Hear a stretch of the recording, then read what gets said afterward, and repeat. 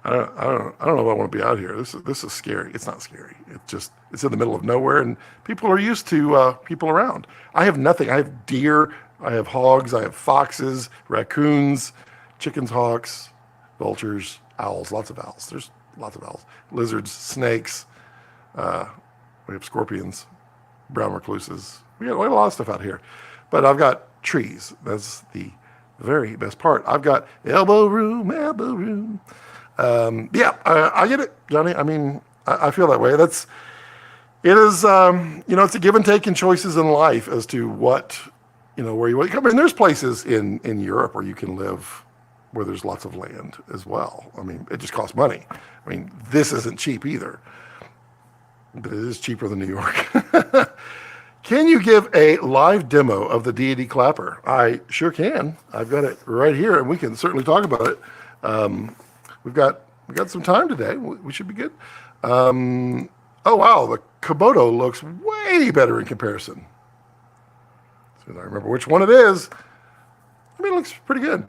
It's got a great image. You can tweak that image. This is almost certainly soft highlights and medium contrast setting on there. But I mean, it's a damn good camera. Shh, don't tell anybody though. I don't want anybody to know because I don't want anybody else to have any of those. Yeah, Komodo's great, and they're in stock now. So I think I gotta remember which camera I'm on. For the first time, even Red has them in stock. So they finally have caught up. I don't know how many tens of thousands of Komodos they've sold. It's a lot, but they're in stock now. So if anybody's looking for Komodos, you can get one. Virtually no waiting.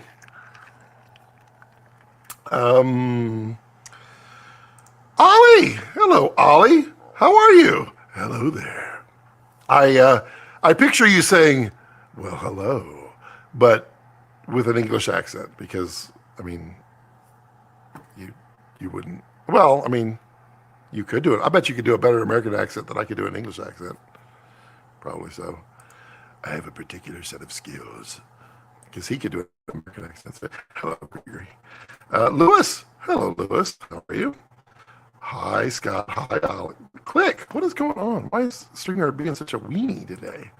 I'm clicking and it's just like going, okay, I'll do it. I'm at the hospital right now visiting. Oh, well, say hi to Grandma. Send Grandma a hug from Scott. And she'll be like, who's this Scott guy? And why is he hugging me? And you're like, relax. It's all good. Dylan. Hello, Dylan. How are you? Just wanted to say hi, and I just wanted to say hi back there, Lewis. Looks pretty good here. Okay, cool. All right. Well, it was still doing recompressing or something. I don't know. It looked horrible because I was trying to show the wife the little Halloween skit in the middle.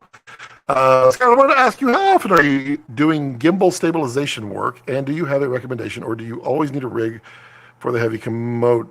I don't run gimbals that often. It's pretty rare. You can do a lot with a camera, practice, and little post stabilization, and there's nothing wrong with that.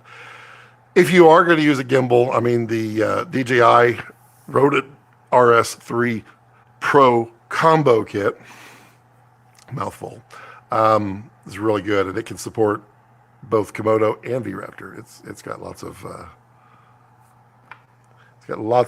capabilities.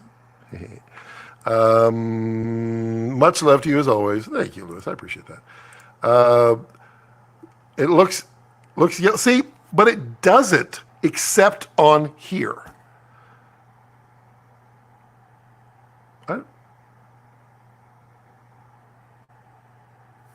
Hold on. I want to make sure. I don't think I can do this, but I want to make sure I didn't do this. Wouldn't that be stupid if I? No, I didn't do it. Okay. I was just thinking. I didn't think the ATEM software would allow you to control the color on input sources. I think it only allows you to control on Blackmagic cameras. But I was thinking, wouldn't it be dumb if I had adjusted it? I mean, it's weird. This one is set to like 300 degrees Kelvin to make it look cooler because it was even yellower before. I don't know what it is. And this is the A7R, or this is the A7 IV, and this is the A7S3. Less yellow, more yellow, less yellow, very yellow. Kimono. It feels like they're all different. I know, because I was in a rush. You should have seen the other camera I was hooking up. It was going to look horrible. Gregory says, "Hey, Phil." And I say, "Hey, Phil, how are you?" Where you at, Phil? You out in the middle of nowhere? I've seen lots of random pictures from places that don't look like they're too close by. As Phil drops a aloha. I guess that would be a hint. The Sony jaundiced color sight. See, but this one doesn't have it. This one, well, now I'm wondering. No, that's I don't know. I don't know what I've done over there. I'll mess with it at some point. It is very jaundiced. You are correct. And now I kind of want to just go give it some more color temperature change here. I just feel like I shouldn't have to. Yeah, I shouldn't have to. I wonder if it's even adjusting it. That'd be hilarious if it wasn't. Did y'all see a shift in color? I mean, it's a little yellow, but it's closer. Closer to me.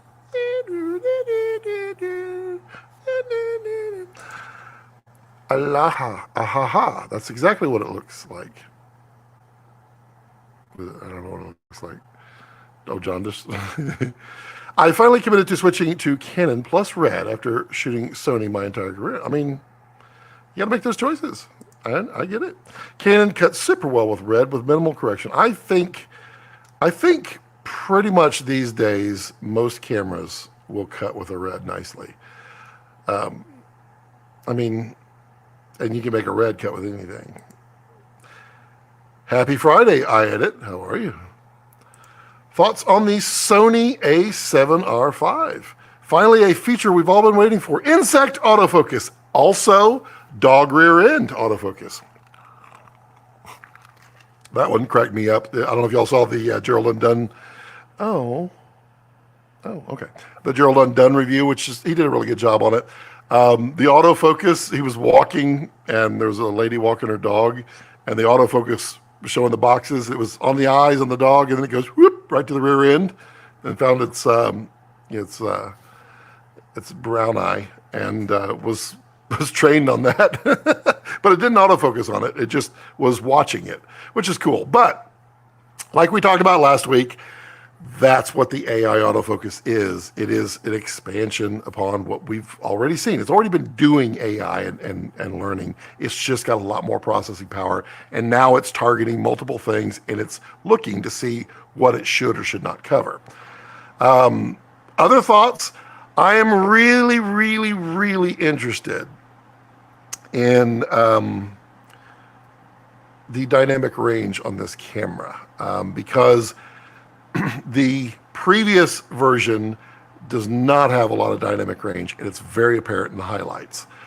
This one uses the same sensor, so it's not likely to change, although someone I know said, "Oh, it looks amazing, the dynamic range is insane," but we'll see. We'll see what that is. But otherwise, it looks pretty interesting. I think it's pretty cool. It's a little weird, all the different modes that it does and the different croppings that it does, but you get 8K, AK24, AK30. Yeah, I think you get 30, but that's about it. Not bad for $4,000. Wait, but it's Friday. Oh, it is all day. Well, for you, it's about to be Saturday, but StreamYard is freezing a lot, at least on my, yeah, I'm not, it's kind of irritating. I just flew back to Cali last night, just in time to watch stream. Oh, thank you, Phil. I'm sure you accommodated your airline flight just so that you could be here, and I greatly appreciate it. It's your kick back and get stuff done while you listen to me ramble on and on and on and on. Gregory says, getting there. Yes, it's shifted ever so slightly. It's so weird, isn't it? I mean, it doesn't look, every time I look, yeah, well, this monitor looks way better than this, but this monitor is not coming through, and I know what it is. I know what it is. No one else seems to know, but it is that StreamYard is using clipped levels. So it's using, what is it, like 16 to 235 on the value of IRE, or not IRE, but the values of luminance, and it should be using 0 to 255. I know that's what it is, and it is StreamYard's fault. And there's nothing I can do about it, except ditch StreamYard, which I might just do. It's gonna look a little kludgy for a little bit when I switch over from OBS, and I've got to figure out what I'm gonna have to do for guests, because we do have guests coming. I have 2 already lined up that are really cool. I'm working on several others. One of them will be a remote one. It's gonna be really cool. You'll all like it. I'm gonna like it because I'm just gonna be a kid to candy factory there. Why, Scott? What is that gray item randomly sitting to your left? This? I do not know what this is. What could it be? What could it be now? Ooh, looky there. Isn't that purty? I think that's just about as purty can get. We can pull it out. We can pull it out and play with it. So yeah, this is the deity. I will happily turn it on. Also, why did that flash? That was weird. Everyone remember, like and subscribe. I saw that. We'll dig into this here in just a little bit. I saw the ability in the app to do that, and I'm like, oh yeah, someone's going to do that. I need to be the first. So I think I was. The 1.2 crop on the A7R5 is nearly APS-8. Wow. It's weird, and also the different binning methods that they have, they have binning and then oversampled, and one of them clearly is not as good as the other. But correct me if I'm wrong, Phil, but shouldn't binning allow for better low light ability? Is that, am I wrong or off on that? But if you're taking 4 pixels and bending them to 1, shouldn't you have better low light capability, or at least lower noise? But has Phil actually been to Holland? Ooh, interesting. He's probably going to put it on his list next. What's your favorite on-camera monitors? My eyes are getting worse. I find the Ninja 5 is a necessity. Yep, Johnny. I feel your pain. I use a lot the OC G7, which is a 7-inch. Mostly I use it because it's 3,000 nits, and it is exceptionally bright. Like, it's silly bright. In the sunlight, it's bright. But as we get older and our vision starts to do its thing, I love bright. Bright is great. So I use the OC G7 a lot. The Portkeys little 5-inch is pretty nice. It's got a little better color than the OC, although the new OC G7 I hear is a little better. I have not tested that one, but I keep the OC G7 at about brightness level of 5, which is still good for sunlight. It's really good for indoors, and the colors are a lot better. They're not quite as washed. But that's what I use. It's also really lightweight, which is a problem with the Atomos monitors. Maybe the AI will come up with some DR to compensate. Back in 1999, I was working on some algorithms for the exact same thing. I mean, it's possible, but don't know. Don't know. Try Ecamm Live. I looked at Ecamm. Ecamm was expensive, if I remember correctly. I want to join with you. Yeah, we're going to do it, Johnny. We're going to do it. We're going to do it. Around the floor. Gregory, laughing with stars. Good Lord, a thing of beauty. Light it up, Scott. Light it up. All right. It is very bright. Very bright. Yep. But it works really well. It's exceptionally programmable. Like, you can have it display all kinds of things, both when you clap and before you clap. It is utilizing the standard Sony small batteries. These, of course, theirs are cooler because they're...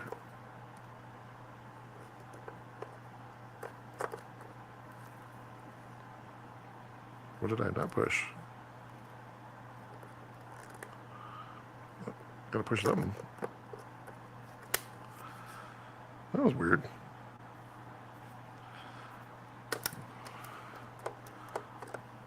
I can't get him out today. Why is that? That's weird. I wonder if it's got a lock because it's powered on. That'd be weird. Let's find out about it. It's funny though.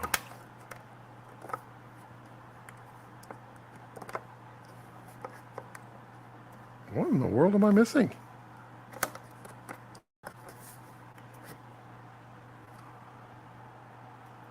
This is weird.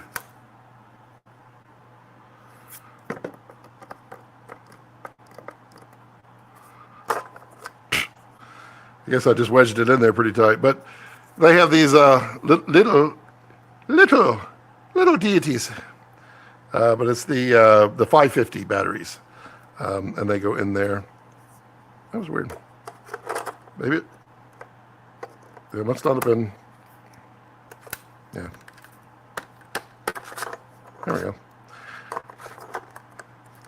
So there you go.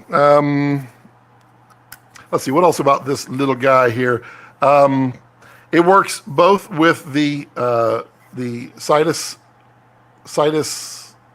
what are they calling it? Sidus time? Sidus, it's their Sidus for time code. It works with that. Also, you can use a cable, and you can hook it up to whatever time code device that you want. So this can jam to that. It does have, you can control the menu on the back here, which is looking awesome, isn't it? Let's see. That's a little flicker. That's OLED for you.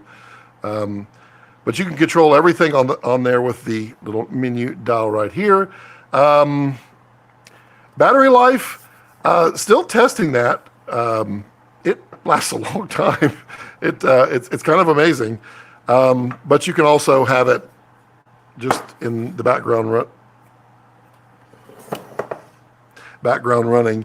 And someone did ask, and it's a good point. Yes, you can use this for time code display on your editing workstation. You would just need to go in through the cable, and it will do so. What other questions? Let's see. You can flip it upside down. There's a time code that way, so you can underclap. Let's see, what other things were there? There's a whole bunch of things. You could do frame sync or frame adjust so that the delay that's in your camera, so when you're recording what you see versus what it is, you can do a quick little test, record it, and then play it back with watching the time code, and you can see how many frames it's actually off. And that would be, each camera is different, but you'll find it between like one, I mean, some pretty bad cameras would be like 4, but I mean, like 1 or 2 frames. And then you can adjust this so that it's actually in sync with everything else. It was a absolute dream to configure. I put in the batteries, I powered it up, I immediately went into the Sidus Audio app, and it found it instantly, added it to my group, dink, sync, and away we go. And it does have also the grips on the back, which is nice, so you can just hold it with one hand, or you can do a little dance, do whatever you got to do. Really slick. Who's got questions about it? We can answer those. Really excited for the slate. The slate is really good. Is really good. Me, Ali. Me too, Ali.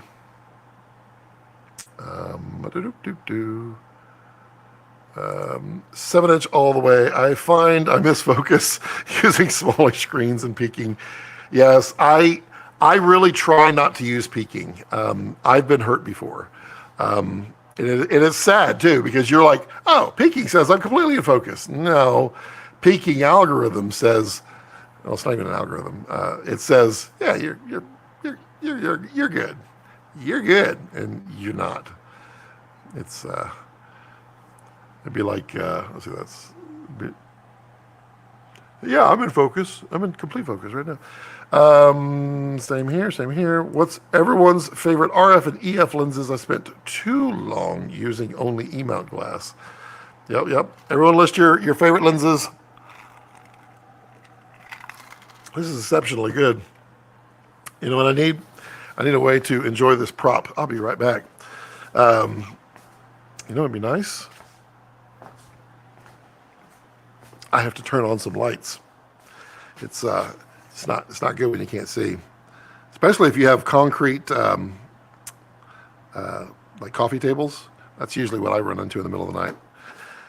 So let me run over here and grab this, and then come back in, and then life will be good. And you know, the puppy cam is not on because, well, he hasn't found where he wants to lay with the studio rebuild, because there's stuff in the way now. He doesn't like when things change. People don't like change, and I understand that. If nothing else, just as a prop, it brings so much production value for the client. You know, you're not wrong. You're not wrong there. And it's funny when you bring in a non-electronic one. You can see people, they get excited because they see a clapperboard and they're like, oh. And you're like, yeah, I know. But there's a value to it. And I love working with time code. It is such a time saver. And your editor will love you. Love you. All RF glass is pretty decent. The 16 is amazing for the price. Super sharp in the center. Yep. It's true. And the GDU lenses, not too shabby. I was going to put that on there, but I figured the Sigma would be better. Let's see here. Sigma 18 to 35 practically lives on my Dragon. It lives on my Dragon. It lives on my Komodo. It is such a fantastic lens, and I honestly love the 50 to 100 myself as well, which is odd because some people are like, "Oh my God, I can't handle the focus breathing." Well, you know, it's just a focus zoom. It's just, you know, when you're going for that rack focus, it brings more emphasis on your subject because it just kind of pulls in just a little bit. At the moment, Canon EF 7200 f8 is incredibly sharp, never looks bad. It's by far that is my favorite lens that Canon makes. That glass, I don't think incredibly sharp does it justice. It is so unbelievably sharp. It's mind-boggling how good that lens is. They completely did that one well. The 18 to 35 Sigma, I think, is pretty close behind it, but it's not made by Canon. But This one's going to fall apart. This is old.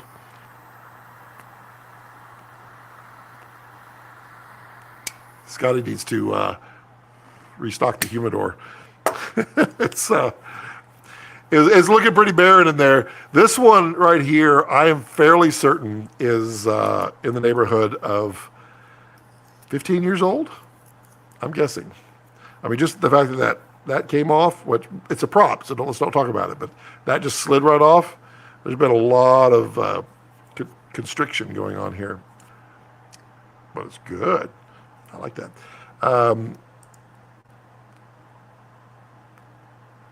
I've never shot with a 135. How is that one? Underrated and cheap. Never shot with it. What was that? That was weird. Don't know what that was. Cam 4. Yeah, it's. I mean, this beautiful lens plus the Sigma 18-35 being a 1.8. I mean, it is really, really nice. You get that bokeh out of that. I like to shoot at about 2.2 myself, but that's our little friend Komodo over there. There's a hole. Can you? So we could. So back in 2014, I think it was. They relaxed that, and you could bring in. Well, it started. You could bring in $100 worth. Then you could bring in a box, and then. In 2016, they reversed that. And I don't think there's been any change since then. So technically, I mean, there's a bunch that you can buy now because they were able to bring them in. But I'm not really sure what the current legal status is on those. And I'm not saying I have any. All I'm saying is that I tend to order candles from Switzerland. That's all I got to say about that. I'm about to rent the 28-70 f2. Oh, test it out on Komodo. We'll see. Yeah, that's a stupid good lens. Like it's really good.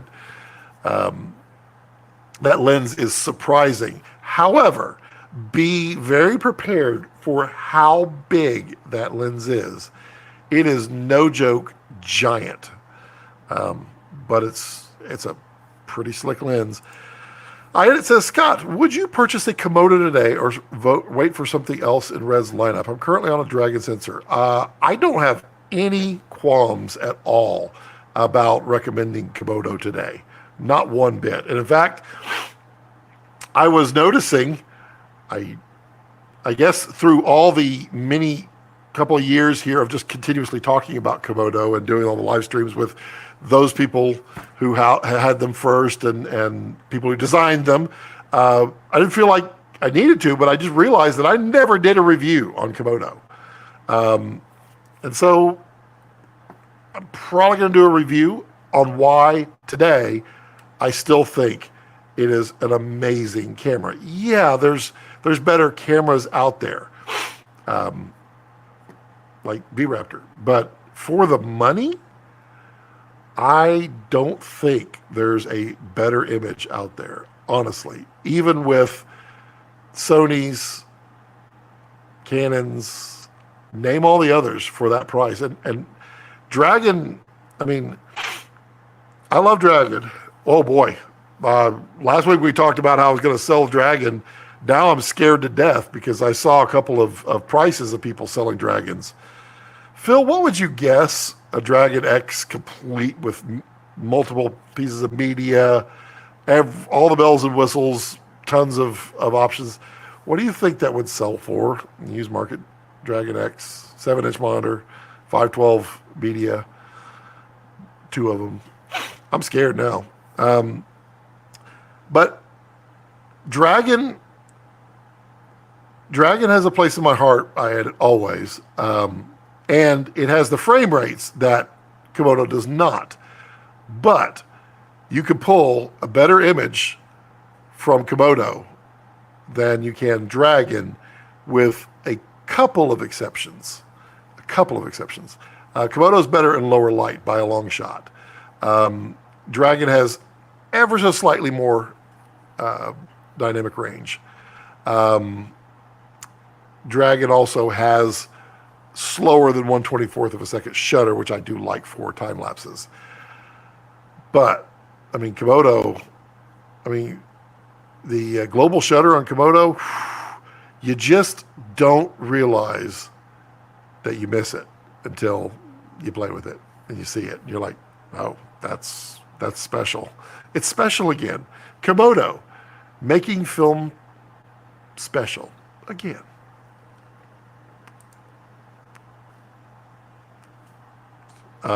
No, Johnny, it is exactly the global shutter that makes my hands.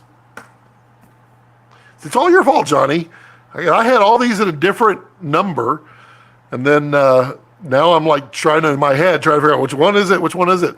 Yeah, it will have a different and a much better cadence, and I mean, you can't. That's the motion blur is not going to help.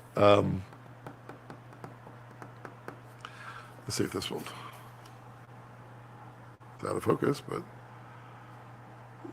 let's see if we can compare. Is there a... No, because they're all at the same...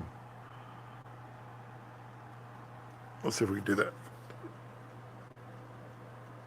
No, that doesn't actually show. Nah, you can't see, because like LEDs, when you do that really fast with your head, at least me, maybe I've just, got weird heads. You can see the jitter across. It's not showing up on going through conversion to conversion to conversion. So, but global shutter is prettier.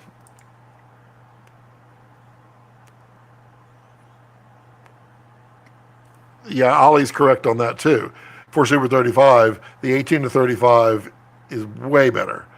Also, I think I would put the 18 to 35 sharper than the 28 to 70, and it's ever so slightly faster.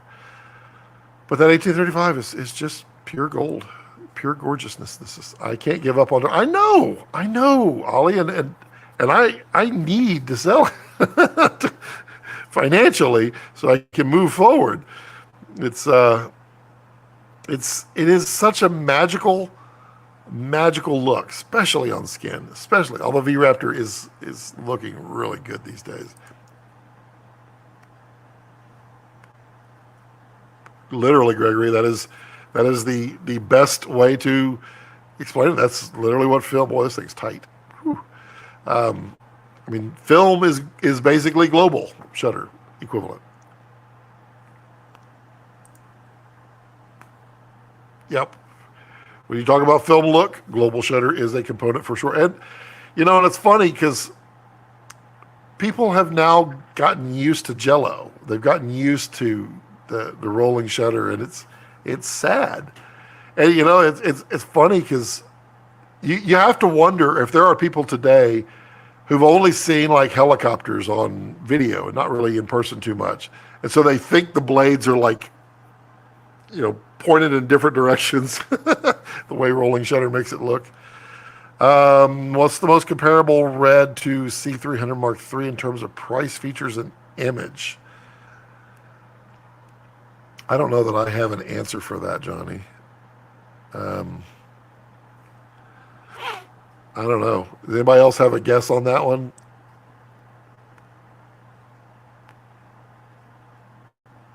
C303 is how much? Like, what am I doing? Excuse me. It's like 10,000. C300. Really? You're just gonna do? Okay. Mark III. Okay. All right. Thank you. Oh, okay. But what are we doing here? What is going on? Fine. Every time I go to click down, it's like, yeah, 10.9. So your Super 35, 4K 120.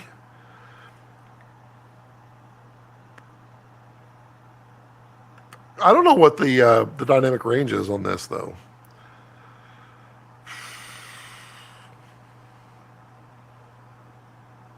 It says 16 stops at dynamic range. Can anybody confirm that?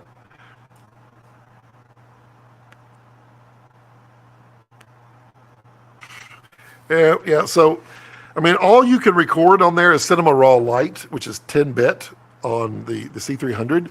It doesn't compare. It's not a fair comparison to compare it to Red Raw, because Red Raw's got all the bits. It's jumpy, I've noticed. I don't I don't know what I would compare it to.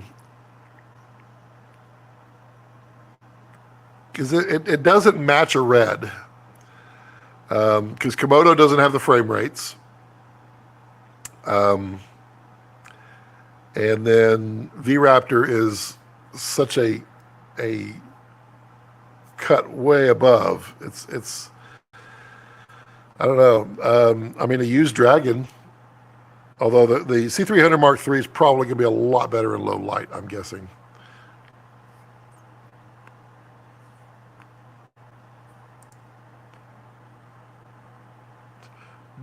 DGO,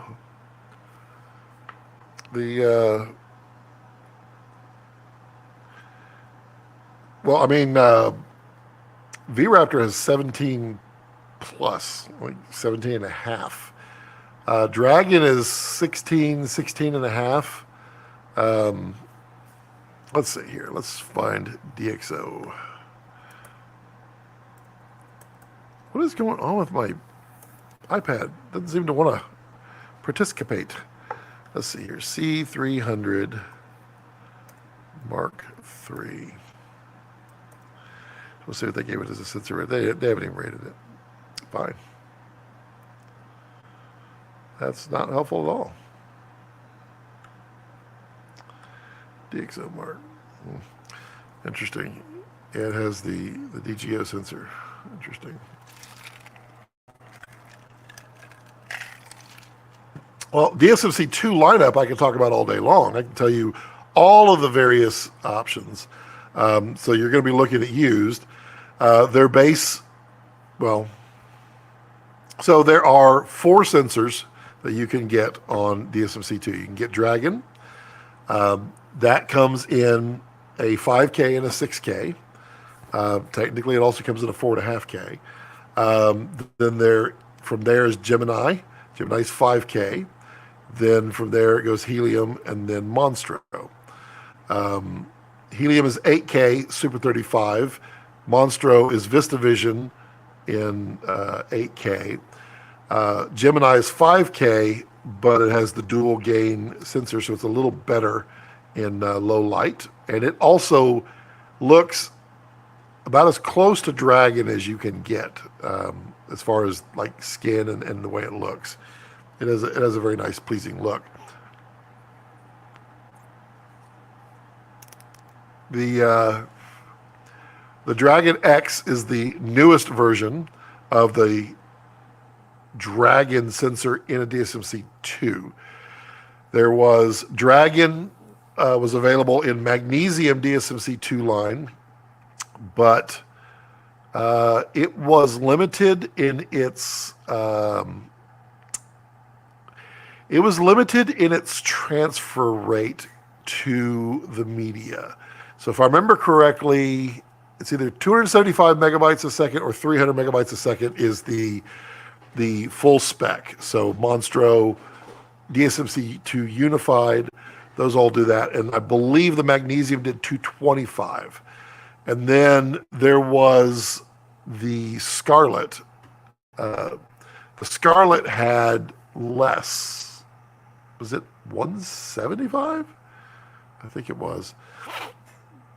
When DSMC2 first came out, they had the weapon, and then they had the weapon magnesium, and those had different processing levels.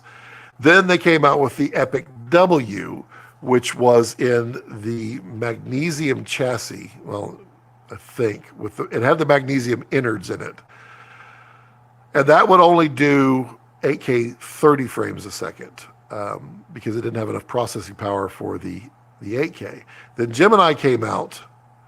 And Gemini used the same brain as the Epic W, but because it was 5K, it could do so much more, which led people to go, hey, I don't understand. And so they came out with DSMC 2 Unified, which was using the same body across the board. It was a single flavor ice cream cone, and you just choose the flavor of your ice cream. And then they put Dragon in that one. Originally, Dragon X was 5K, and then they firmwared it out to 6K. And I'm pretty sure that they did it. I don't know for a fact, but I'm pretty sure they did it because it would be hard to offer Gemini at 5K, but Dragon at 6K. People would be confused that Gemini costs more than the high resolution. Gemini being a dual gain, later sensor technology, that kind of stuff. And then later on, it didn't matter, so they just gave us the free 6K. Yay! I would just love to get a similar RAM, but I don't know much about the. Yep, okay, that's what I was just answering. I don't know why I didn't click on that yet. DSMC2 bodies are fairly affordable now. Red bags are where you feel the pinch. It's true. It's true. While you're talking DR, I sent you a DM. Excellent.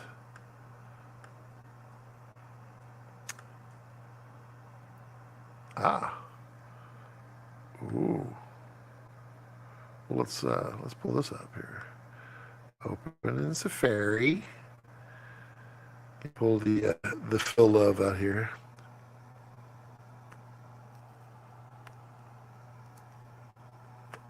There we go. So we will just save the photos so I can full screen it, and we'll just pop this up on the screen because I care. So there is Phil's test on the V-Raptor 8K VistaVision. So we can see there, man, I can see 19, ever so slightly 20, but pretty, oops, should I have not posted that? Tell me if I need to eject that real quick, but that's a good 19, and I would put it 19 and a half. You could technically pull 20. That's pretty wild. Yeah. If you message me something, Phil, and you don't want me to post it, put on there, don't share. Because I was like, woo, we're going straight in. Boy, look at that hole. This is some bad construction right here. Well, that's what happens when you, oopsie. See how it cracked on the side? That's because of constriction. When it gets too dry and then it gets too wet and it goes that over 15 plus years, yeah, it's going to do that. But it tastes really good, though.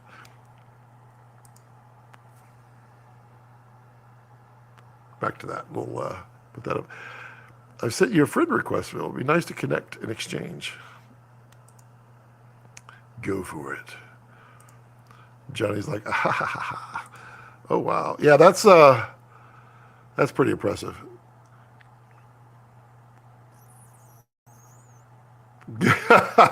Yeah, you're right, Ollie. That is not a Swiss candle. I will be very interested, though, Phil, in if Super 35 measures like that. If the Super 35 is close, really close, then I'll be totally happy. But if it doesn't come really close, I may have to go VistaVision. That what? Oof. Yeah, literally, Johnny. That's me just throwing it out there. We'll just put it out there. That would be. Komodo is only about 15, and if I understand correctly, that that is restricted because of what they had to do to get global shutter to work. So getting global shutter to work on the CMOS sensors is pretty miraculous, considering no one else really does it, because you pay for it in dynamic range. And so I don't know. I wonder what they would lose if they didn't do the global shutter, or wonder what they would gain if they did a rolling shutter version of it. I don't know. I don't know that I'd want it.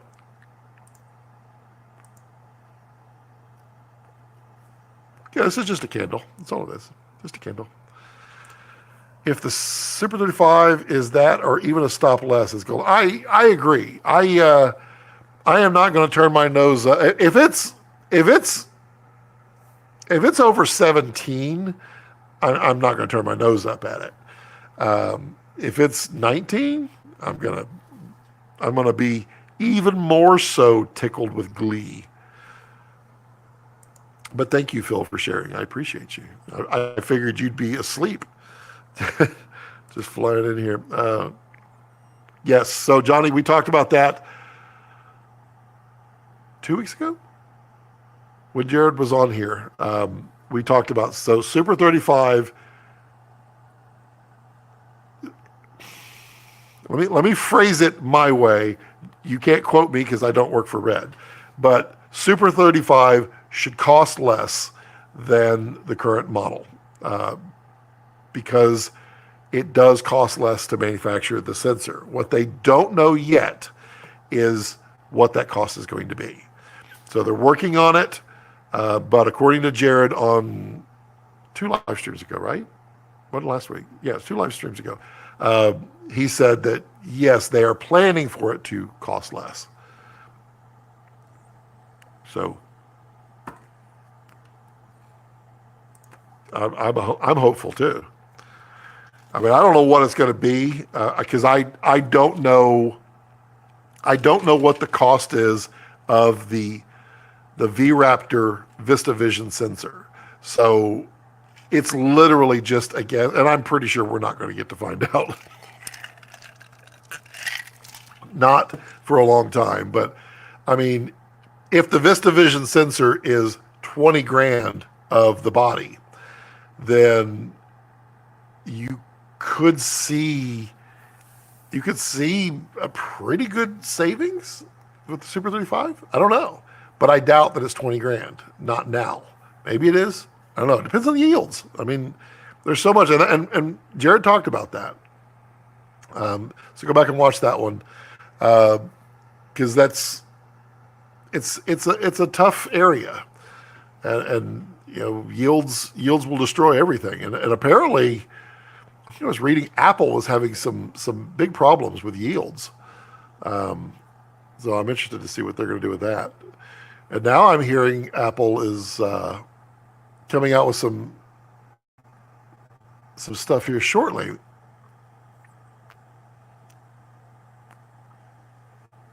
So Apple's supposed to announce the M2 MacBook Pros, the Mac Mini M2, I think towards the end of the year for next year release. I think there's now talk of a 16-inch iPad Pro.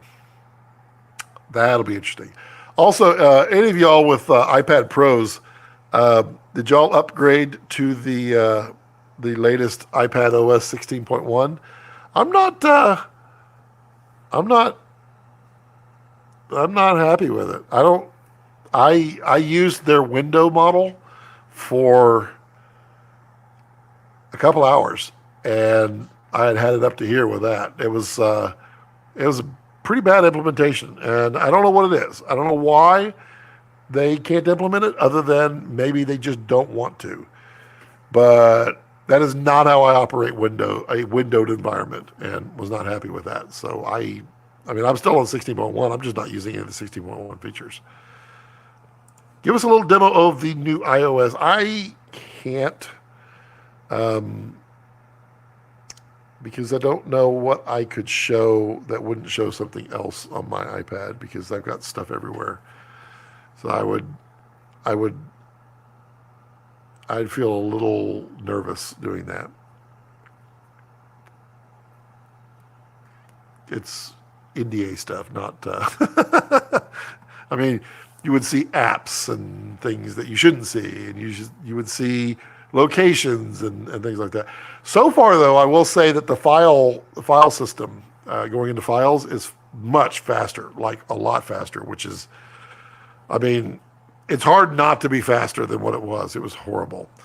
Could you show us one of the GDU lenses on your Komodo? Yes, I can. Let me swap it out. Let's put the 50 on here. Oh,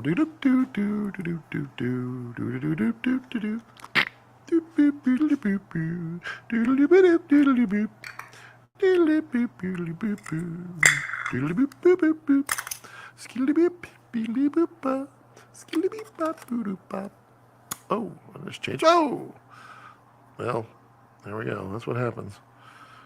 I had it loose. Now, I don't know if that's in focus or not. We'll see here.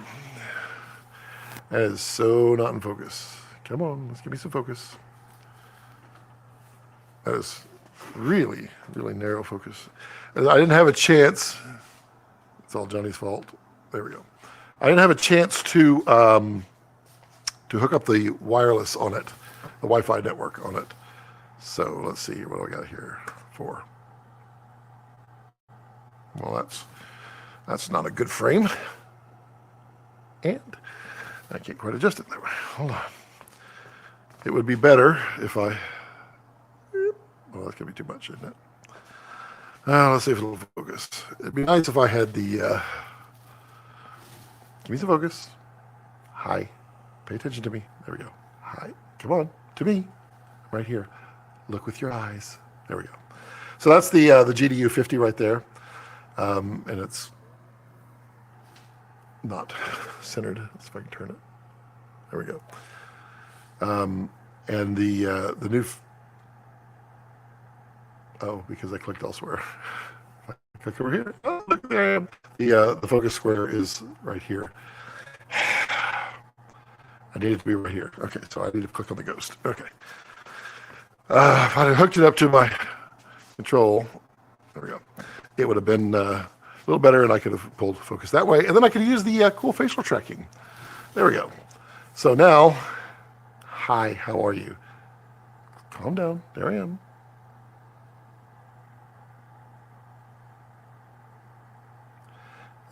I'm too far over. Live focus.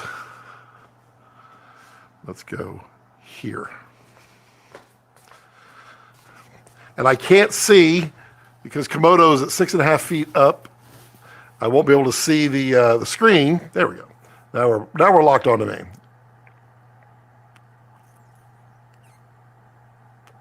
I can't see the screen, so I can't change the Wi-Fi.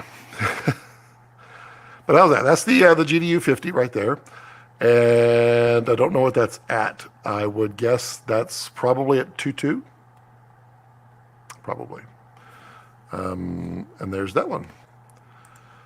Scott's collection of hardcore imagery is quaking in his booth.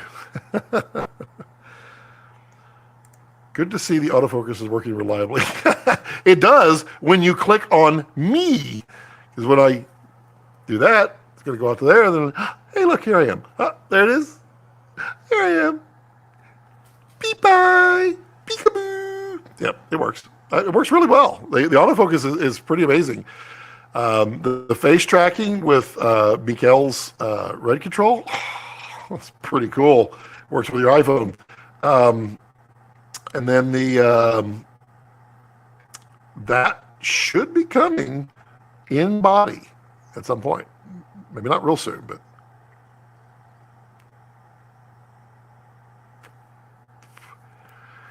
It says, are you using the new Red Control app? Seems like a beast of a tool on set, especially with multiple. Yes, I've been beta testing it since the beginning, and it is truly remarkable. It's really, really cool. I love a lot of the features. It is a tough sell. I do understand it's a tough sell for people who don't have multiple cameras. But the moment you have two cameras, yeah, it's gold. It's gold, Jerry. Gold. It's well worth it. Very powerful. He's a rock star.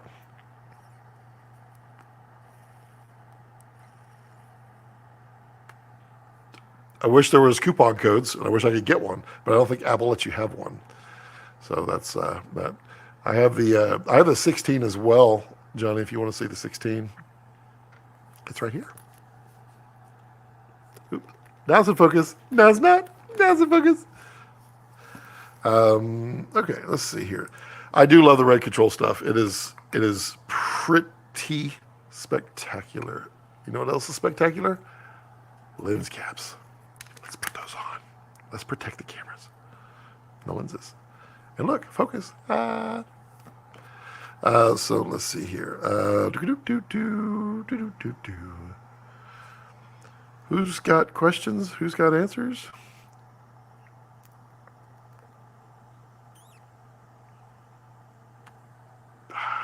Pretty good though. Pretty good for got the deity here.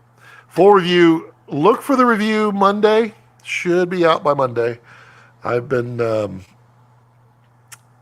having a little fun shooting it. You'll see. Johnny says, yes, let's save the 16. I already had you do a full body work. Yes, you have. You're an evil man, evil. I have no idea where the focus is going to go on this one, but let's just see. Let's see the 16. Let's see the 16. Why is it every time I get up I have to sing a song? It's going to become a problem. Oh boy. Okay. That should focus. I'll see if it do. That's blocked.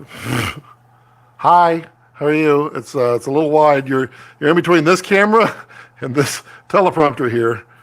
So yeah, it's a little wide and it's a little slower at 2.8, but I can fix that in just 1 second. That's a really wide image.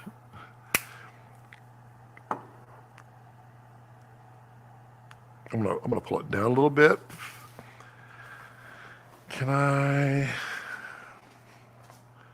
Let's see, what can I do? I can't get it any closer. But I can do this. Right here. There we go. I don't really want to go up higher. I was thinking it might be better if I went up higher. Can you take me higher? Yeah, that's some singing right there. Now you get more of the teleprompter that you love. Look, you can see it's the pad prompter. See, pad prompter by one take only. Okay, so there's the 16. You can see it is a little slower. It's an f2.8. But it works. It's really wide, like really wide. There's some distortion on the edges too, so don't think it's a perfect lens, because you can see my hand is not that big. If it was though, hey ladies, how you doing?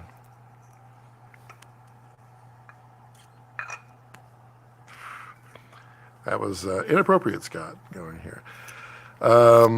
Gregory says, I've got a lot of answers. If you've got the right questions, I have great questions. For instance, if you are in your car and you're traveling in space away from the planet Earth and you're traveling at twice the speed of light and you turn on your radio, will you hear everything backwards?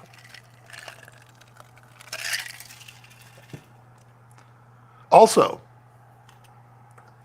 if you are speeding around the corner at 30 miles an hour on a tricycle, how many pancakes would it take to shingle a doghouse?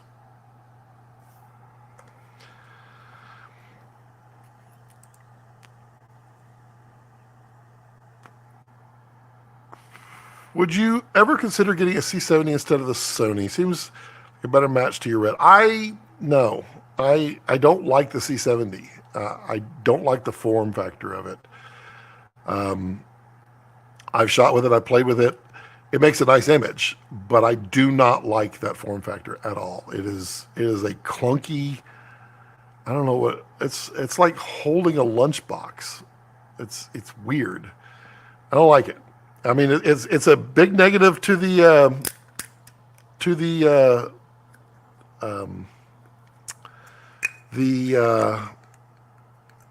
I can speak English. The R5C, because it has that giant fan box on the back. Yeah, not a fan of that.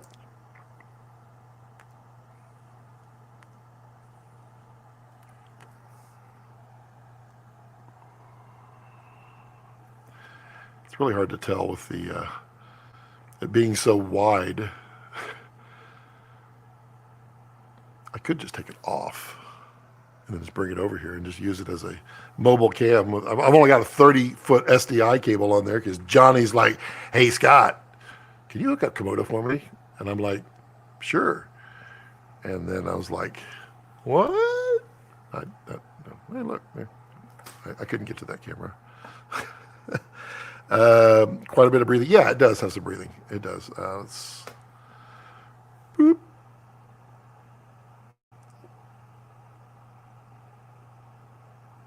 Wow. That's my heartbeat right there. There's not enough light, and it's also too close to focus. Yeah, it's got some breathing.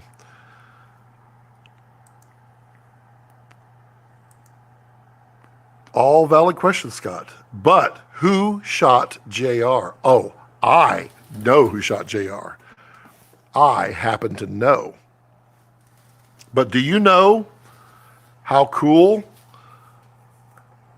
this is? Ooh, look at that in all its glory. Ooh, that is a beautiful lens. You have to mount the lens on there. They're selling out. He's down to only a handful left now. Get your orders in quick. Reeve Arseni. You can use my affiliate link down below, but do not use the coupon code. It is, this thing is a detail. Let me see if I can get good images of it here. You can see the detail. I mean, it is incredible. I'm gonna have to send this thing off here shortly. I gotta make a quick little video on it. And it weighs a ton. I mean, let's see if I can, I don't know if I can't really demo it. Okay, center of gravity. It weighs a ton. It's not a metric ton though, just a ton. Let's see here. Ooh. Review coming shortly. These are pretty slick. Got that. I'm pointing at the things that I get to talk about, and I just got a package there of something I can't talk about. That's an interesting one. We'll see. We'll see on that one. I can officially talk about that today. The DAD should have some really big lights coming soon for review. Several. But Ollie, NDAs, I cannot tell you who shot JR, but you know. Done that. And yes, but I wouldn't listen to the radio backwards for too long. Messes up with continuity. No, it literally makes its own continuity. For instance, if you're listening to Get Out of My Dreams, Get Into My Car, you literally get out of the car and go back into the dreams. So it's got its own continuity when you play it backwards. You have to think about these things, Gregory. Come on. The DR on the V-Raptor Mini, it's less than 20. It's less than the actual V-Raptor. I can safely say that. I see there's some space for another one of these babies on that quick stop. Honestly, I was trying to figure out how to get the V-Raptor elevated on camera with light around it where I could focus in on the camera. And I was trying to do a quick little YouTube short on it, but you know, vertical video sucks, especially when the camera is not vertical. Everything about vertical video sucks.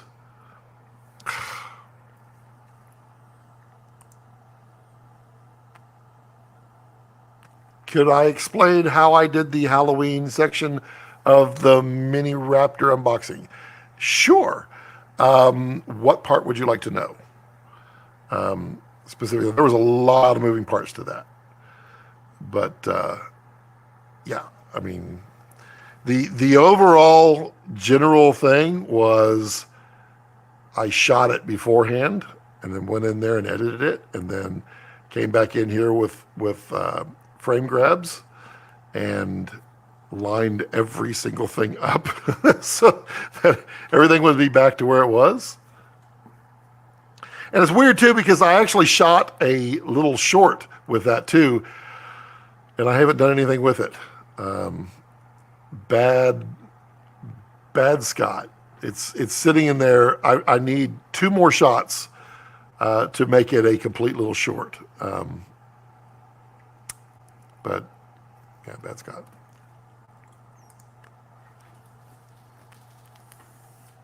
The whole shebang. Sure. I mean, shooting it, I literally, in my head, played back everything that was going to happen. Someone would walk in. It would take them exactly this long to walk over here. They would slide the box in, and the box was literally just sitting right out of camera view. Then I slid the box in and opened it up. Inside the box were 3 Aperture MCs.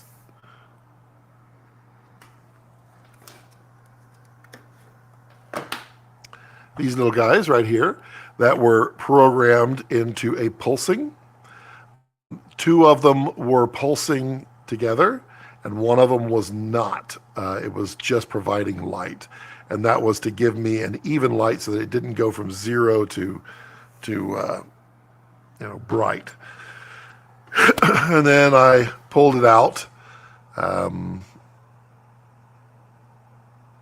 And then in my head, I just played back what was going to happen in the scene, acted it out to that, heard something over here, and then stared at the camera, and then continued on discussing.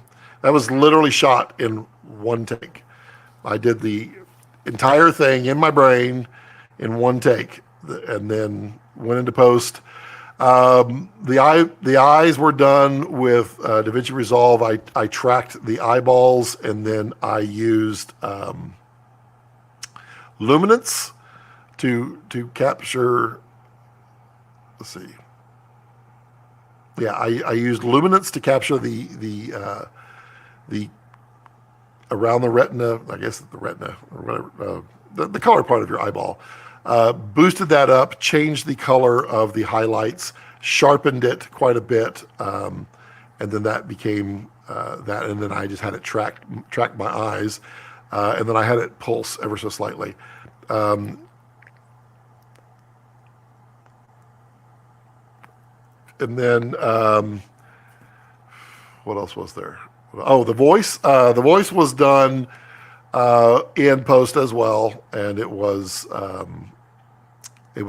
I used the main audio, and then I copied the main audio twice, and I took I used a plug-in, forget which one it's called. I believe it's a Waves plugin. That's the vocal something or other, but it can basically change you like give you more feminine and more masculine sound, as well as pitch shift you up and down octaves. And so I had a fifth of an octave down, and then formant. I used the formant to bring up the pitch. So I had a deeper voice, but it actually sounded like this. And then I did the opposite on the top, which I was up a third. So I was a fifth and a third, I think. I think that's what it was. And then I brought down the formant. So I had a high-pitched voice. You can't talk like this. And then when you combine all three of them together, then it kind of has that, it's wild. And then it was just a matter of timing it in my brain. And if you go back and watch, I screwed up.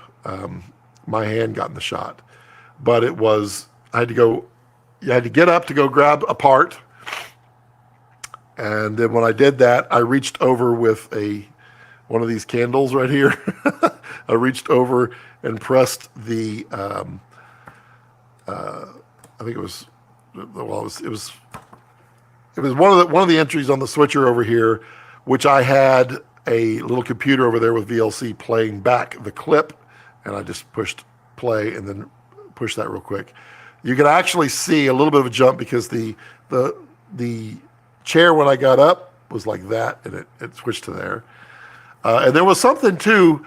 Don't use, when you're on a tripod, don't use electronics or even don't use any kind of stabilization, because even though the camera never moved, the stabilization eventually compensated for something. And so the whole image shifted ever so slightly, and nothing I could do to get it to work. Yeah. Okay, we got a puppy cam.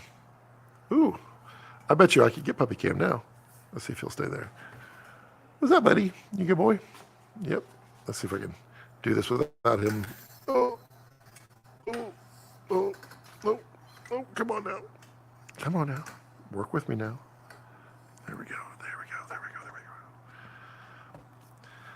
Because he always lays in the strangest spots because he doesn't like to be seen. I think he's shy. I think you guys just like ruin it for him. Let's see. Let's just boost this up.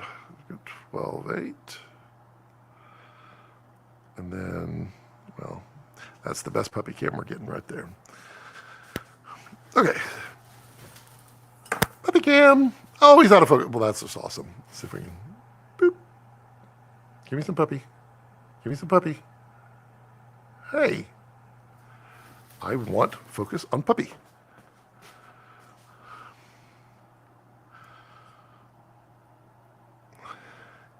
Really? Tap autofocus. Fine. We'll just turn that off. Autofocus off.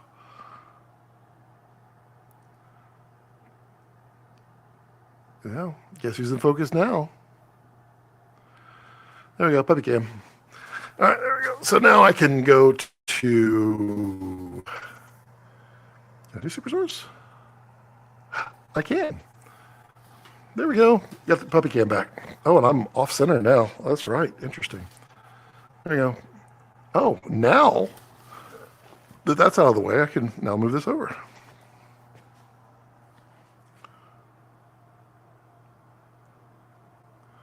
There you go. Now that's going to mess up all kinds of focus, isn't it? Let's see. We're going to focus there. Am I in focus now? I am in focus. I have chosen correctly. Okay, so now you can kind of see the distortion on the edges, especially over here with Mr. Bill.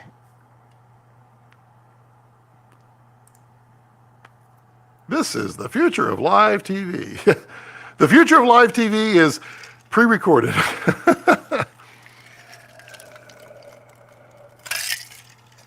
It's interesting. I have to readjust my super source because I'm no longer centered. Am I? No, that's where I should be. Interesting. Yeah, no, Ollie, it was,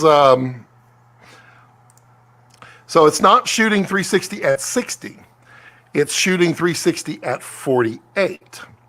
So if you do that math A 360 at 48, if you take every other frame, it will have exactly 180 degrees of shutter on there.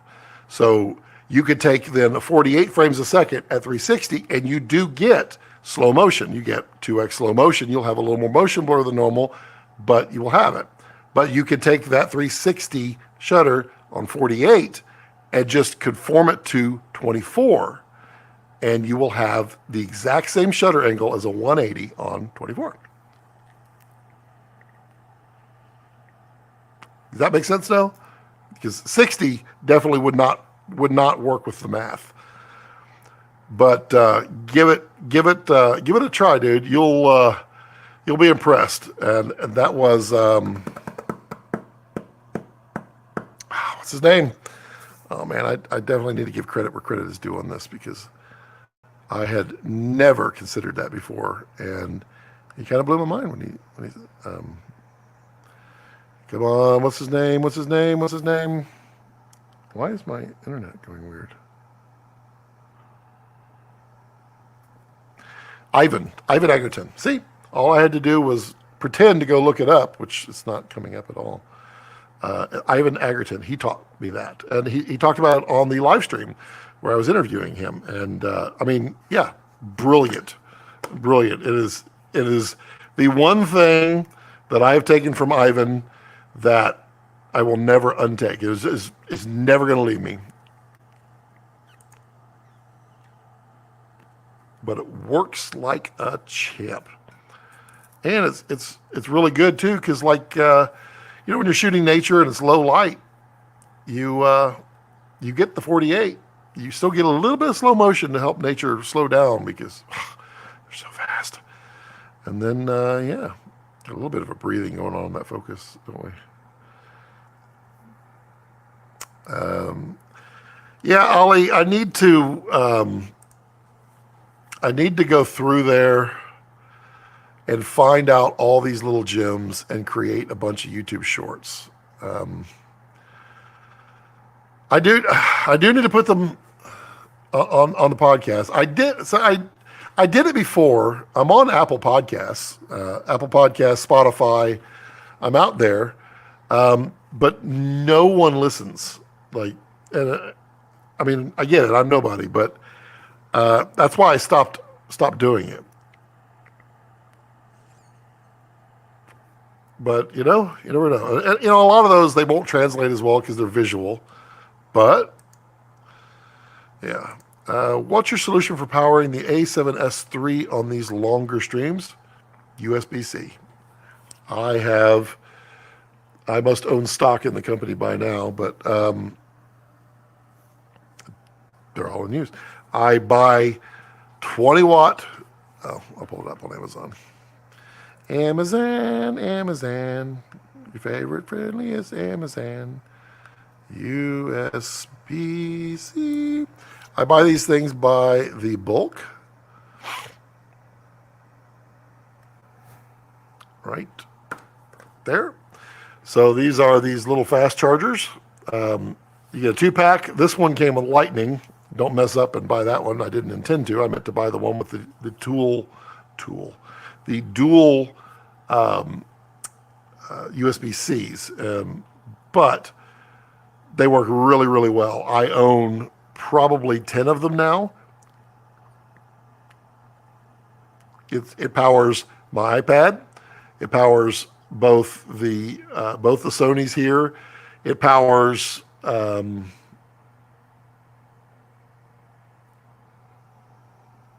there's a lot in here that it powers. Several, and I have them running like on my Frankenrig.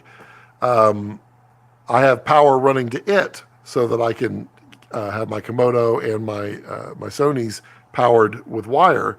So there's one over there, and I just buy let's see, I buy these 10-foot cables as well.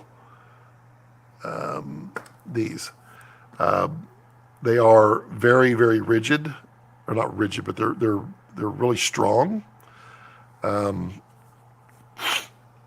and they're 10 foot long, and they work really, really well. And 10 feet is about the maximum you can get on a USB-C that is a charging cable.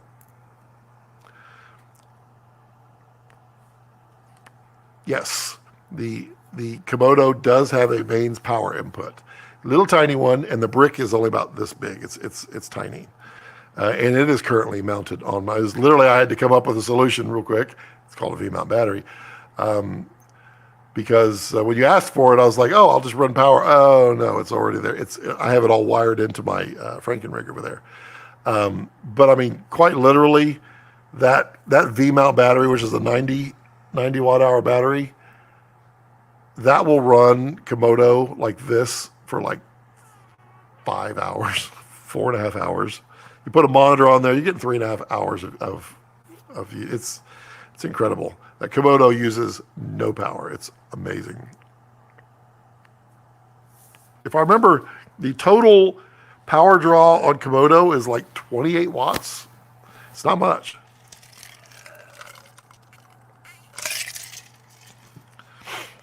But yes, you can. Okay, let's see. Who got questions? Oh, we're gonna go back to SuperSource, don't we? Ding, puppy cam. And then who's got questions about this? I was trying to think, because I mean, my scripts tell me everything to talk about, and I can't read the script because that's what the video's for.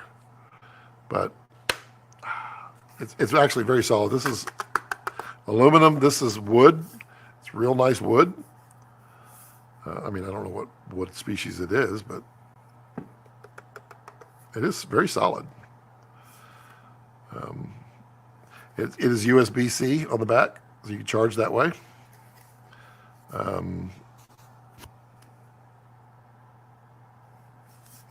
Pretty slick. Dee-dee. And it does come with a really nice carrying case. And it comes with a marker, too.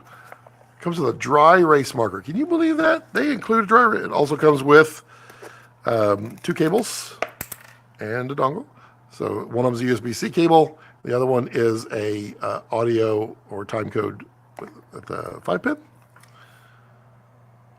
Yep, 5-pin time code.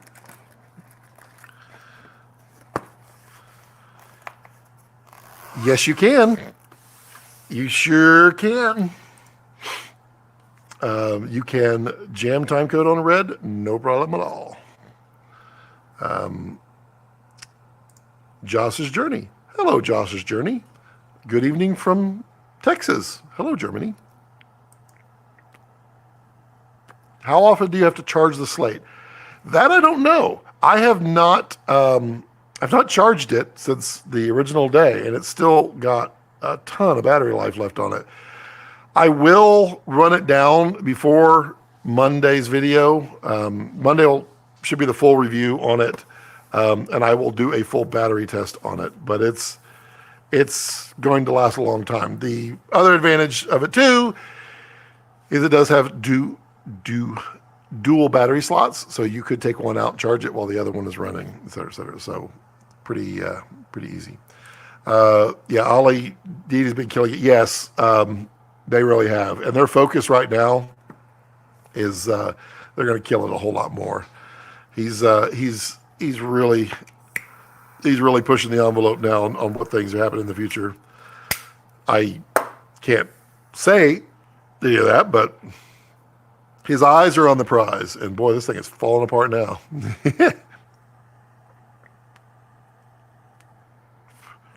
But definitely Deity is hitting pro hard, because I mean Andrew is a pro. That's what he does. Yeah, it's great. This is one of the best values out there, and if you are a multicam shooter, it's hard to beat. And a lot of people are like, well, what makes this better than others? You can get this one. You can get this one today. The others have been mounted back order forever. There's lots of them out there, but I mean, and you can buy a used one if you truly want. But I mean, it's awesome. Josh, the same. When I first got to hold the slate at City Gear, I was also very impressed with it. I was not expecting it to be that high quality. The price, I I would expect it to be this high quality at the price. You know, for $9.95, you expect it to be high quality, but today you just don't expect things to match the price, and it flat out matches the price. Like, I mean, it is worth its weight. It is really well constructed.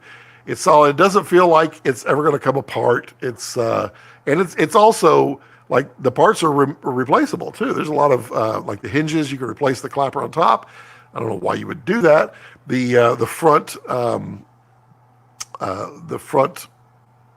marker, the slate part of it, that is most likely replaceable based upon what I'm seeing. It looks like you can replace it.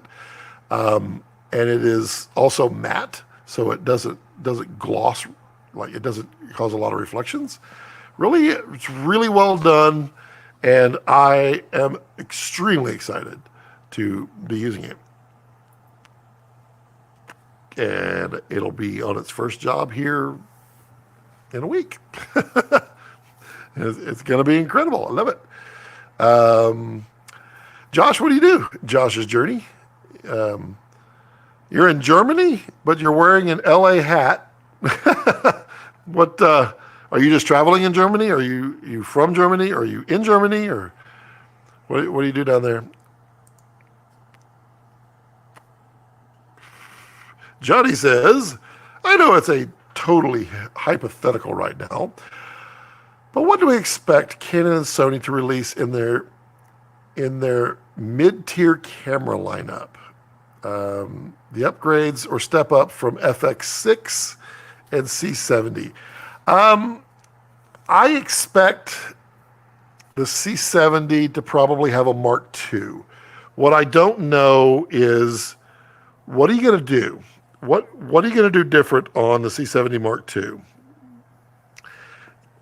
You could go 8K if they have an 8K crop sensor that is as fast, because I mean the C70 is got a very fast sensor in there, so you can't just use one of your other off-the-shelf 8K sensors, which I don't think they have any 8K capables. I'm doing my Mr. Rogers, just repairing my house shoe here. So I don't know what they would do with C70. And the same thing, I don't know what jump they're going to make with FX6.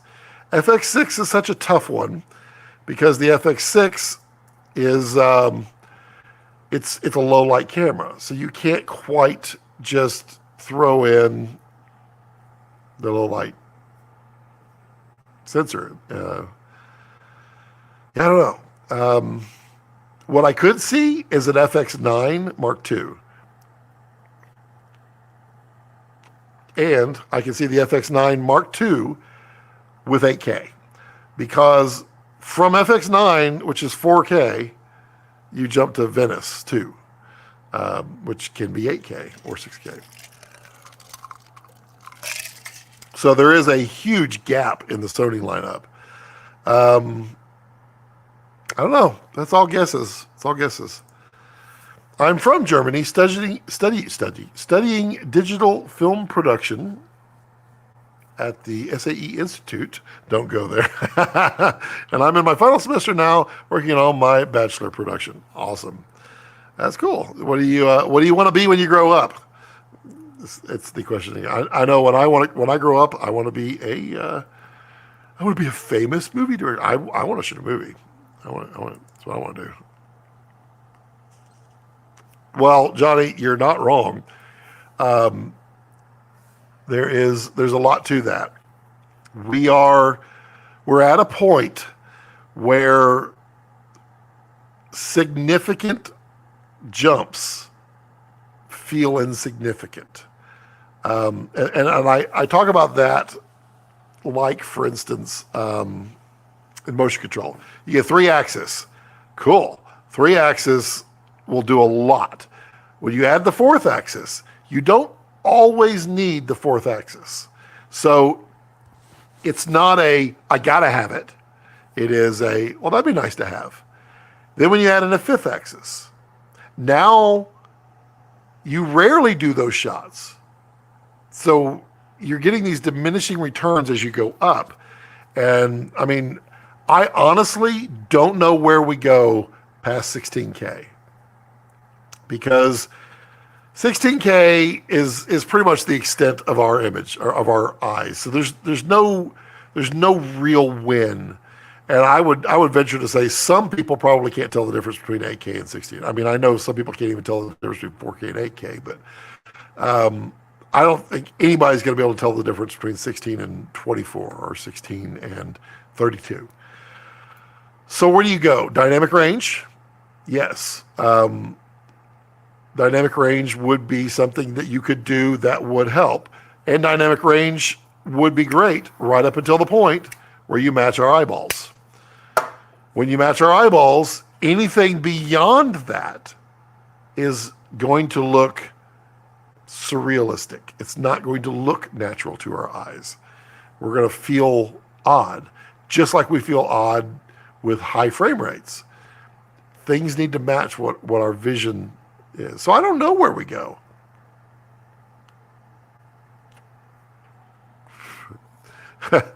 Is it as terrible as SAE as they say? I want to be a movie director and do scenic stuff and sustain my life with doing what I love. That's right. That's a plan. That is a plan right there. All you got to do is do what you love doing and be happy about it. Be thankful every day that you get to do it. And awesome. Viral partial autofocus. Yeah. I mean, I could see like the Lytron kind of thing where you're recording all the depths so you could do anything you want in post. That'd be cool. Particle. Viral particle. Viral particle injury. Well, yeah, you know it would also be cool. Contact lenses that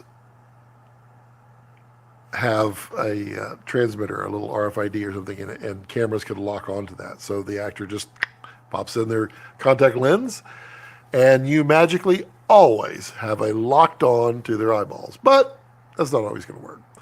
I mean, quite honestly, you don't even need it because they're so good with autofocus now. The technology that they have and the processing power that's left over, yeah, they're just. I mean, Sony's killing it with autofocus. Canon has had great autofocus for a long time, but it is interesting how dual pixel kind of went away because they ran out of the dual pixeling or the technology. Yeah, at least the film department at the SAE here in Western Germany, Cologne, Bochum, is trash. Nice. Audio department is decent. Interesting. I have a hard time with film school. I kind of wanted to go, and I'm kind of glad I didn't. I know lots of people who just say it's a complete waste of time. And it's kind of like, I was going, when I got out of school, I did IT, and I did IT for many, many years. And it's kind of like going to school for that. People that go to school for IT, well, first off, if you go to school for 4 years for IT, you probably aren't going to be in IT. You're going to be so burnt out on it that you're going to do something else. But if you did, then you get out of school and then you start at the very bottom. You get paid the basics, you learn on as you go, and you start at the bottom. Or you could go straight into IT from whatever school you're from, start at the bottom, and by the time someone's getting out of college for it, you're making way more than they are, and you could potentially be their boss. It's a wild thing because in reality, education is good, but it's not everything. experience is everything, with a few exceptions. I don't want experienced engineers. I want educated engineers with experience. Because, like, you know, I don't want doctors who got experience. Like, well, that didn't work. And, you know, you're just like, scalpel, forceps, oops. No, you don't want that over the doctor. You want education. So education is very important in a lot of things, but not in everything. Yeah. The R3 eye tracking in the, if these will come to video. Yeah, it will, for sure. You will always find a way to do it. Tell us why you're not digging iOS 16, Scott. Yeah, the only thing that I like right now is when you go to copy, you can now copy like an entire page. So like if I'm on a web page and I want to copy some text, you can now just drag your finger down and it'll scroll and you can copy. The window, I really wanted windows. I wanted to be able to have a bunch of windows on the screen and use them, but you can't. You can have multiple windows, but they're not actually multiple windows. They're just stacked. And there's only apparently 16 different layouts that you can have. That's it. You can't just resize. And every one of them that I've tried, I didn't like. That's not what I wanted. I don't want Safari in a tiny little window. I want Safari to be full screen. But I did like having the slideshow or whatever stage manager on the left. Cool. So I moved Safari over. That way I could deal with a narrower Safari. But when you move it over, it doesn't do that. It brings up the bottom.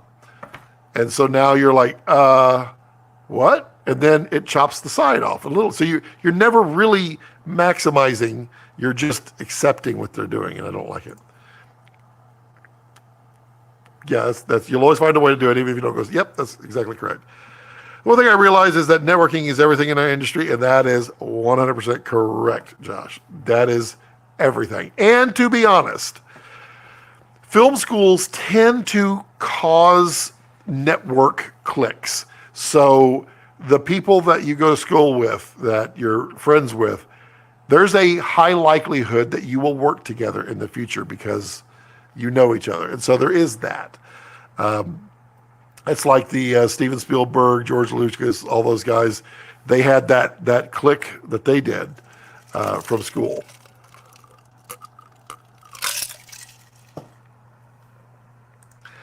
And it says, I have an IT degree as well. I've only worked for myself as well.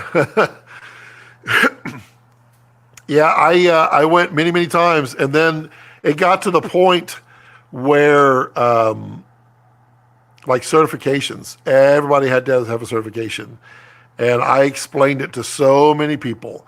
The moment you can go and take a crash course, a 2-week prep, and get your certification is the moment the certification has no value. And I was very adamant about that. And it was rather funny. You know what's funny? There was, I cannot remember the name of the company. There was only one company when I was in IT that interviewed me but declined to hire me because I didn't have a 4-year degree. And they told me the reason that they didn't have a 4-year degree, or the reason that they require 4-year degrees, is that their company is a step above other companies. They have a firm belief in education and all of these core values that they believe in. That company was shut down 4 years later by the federal government for extreme embezzlement. I can't remember the name of it. It was in Houston. It was a huge company. I think it started with an H. I cannot remember it. Somebody will come up with it. But that cracked me up.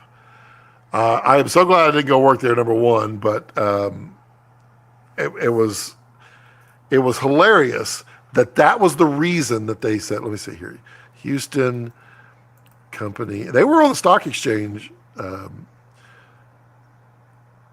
Was it IRS or what was the name of it? It was in the 2000. It was around 2000. Was it Enron? Maybe it was Houston company. Enron was a yeah. Yeah, I'm pretty sure it was Enron. Why is it not ringing a bell? But I think it's Enron. But was that the yes, Kindle? Yes, it was Enron. That's that. Yeah, it was a total hilarity.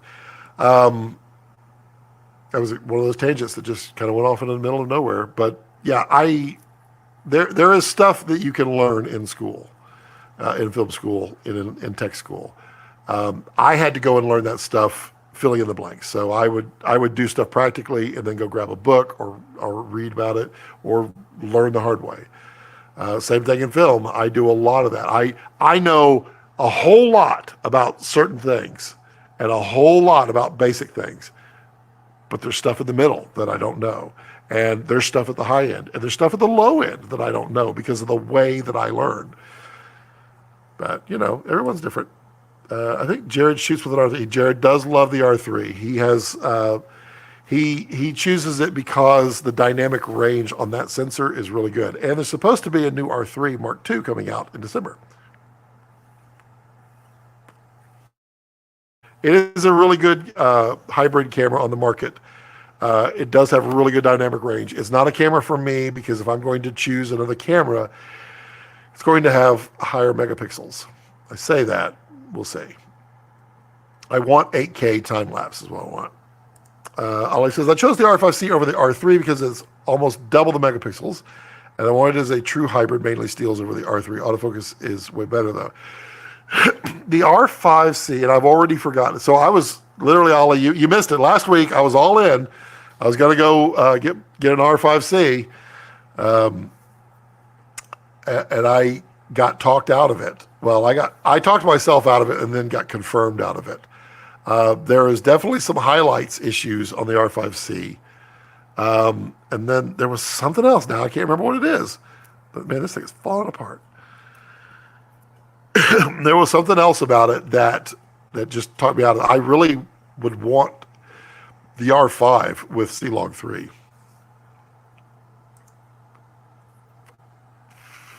Yeah, no battery life is terrible. No IBIS, no ND. Yeah, there's a small and portable. Yeah, it doesn't. Well, the R5C was literally them saying we got to answer this. The R5, answer it out there.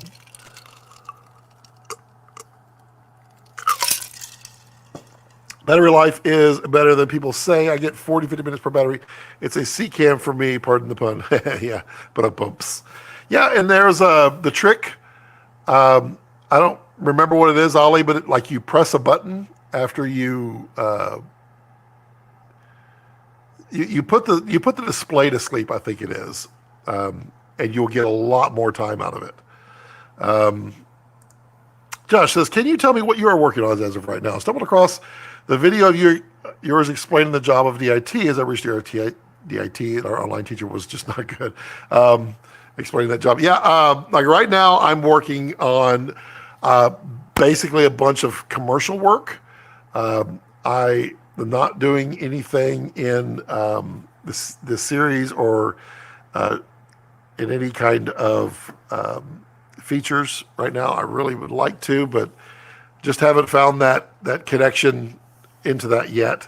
So I'm doing motion control stuff on commercials. I do a lot of corporate stuff for talking heads because it pays the bills when you don't have other things. And then been working on a nature documentary, my own. And then I have been working on scripts for features that one day I would like to shoot, but not until I finish them. But that's primarily what I work on. This is not my full-time job. This is what I do when I don't have a job. And then, that's why I'm not here on some Fridays. But I do a lot of motion control stuff. I do a lot of commercial work. And unfortunately, a lot of talking head stuff, but totally fine doing it. Hey, puppy cam. Um, Playback button. Yeah, okay, yeah. Press the playback button and it does. Yeah, it does something. It was interesting. I read about that. I thought, well, that's pretty cool. I mean, it could definitely help. But I mean, just plug it into a USB-C with power delivery and be done with it. What would an R3 Mark II look like? Seems too new for that. No, R3 has been out for a while actually. What I see on the look at my poor dog. He's got arthritis. He's having trouble getting up. R3 Mark II is not going to be a whole lot different. As I understand it, it's going to be the same sensor. It is there's just a small few improvements. And the way I understand it, it's going to be announced like December 20th, somewhere around there, and then shipping in January.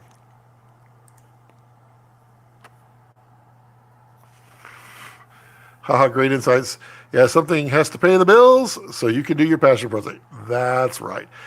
And that's the thing I say is like, every day that you can do something that you're happy about, that's it. And that's literally what I love. Because I mean, if I'd had more jobs, I mean, gas was killing me this summer, but I had planned a 6 to 8 week filmmaking adventure for nature this past summer, and I mean, everything was working against me. Fuel prices were just through the roof. I mean, I know in Europe, you guys are seriously feeling that,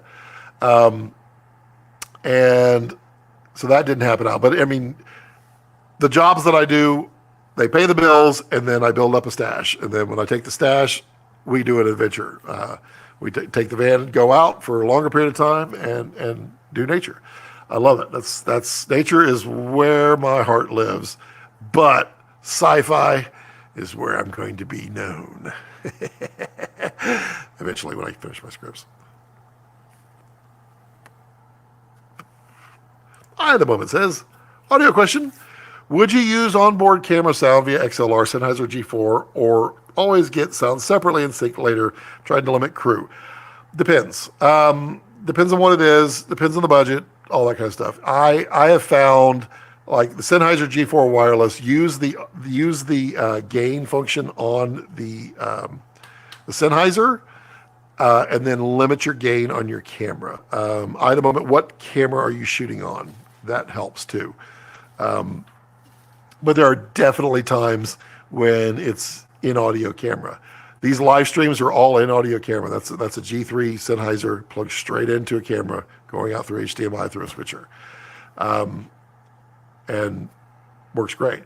Normally, like when I'm doing a multi-camera shoot, I am doing I use the F8N Pro Zoom, and that is so that I can get a lav and a overhead boom mic, and so I'm doing it that way, which is why time code becomes super critical at that point. A camera, B camera, audio, slate. But you don't always have to. I mean, for years I did it without. I went back and forth between Zooms and not Zooms. I mean, it just depends on budget, and yeah. So the R3 went out last April. Are you sure, Ollie? I swear it's the R3 Mark II coming. Canon R3 Mark II. What was I reading?